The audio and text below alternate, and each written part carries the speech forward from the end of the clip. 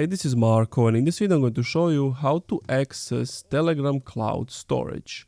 Now, before I show you how to do that, subscribe to the channel, it helps me out a lot. So what you want to do is open up your Telegram, then go to the bottom right under settings, and you want to click on Telegram Premium.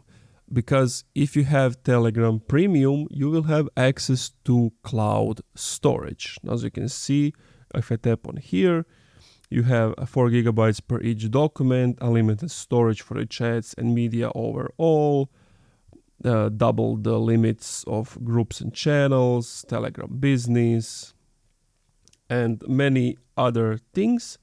And it costs €5.97 per month, or if you want to do it for an entire year, it's usually 72, but for me currently it's 40. And there are some other things that you unlock as well with the unlimited cloud storage. And that's it. Thank you for watching this video.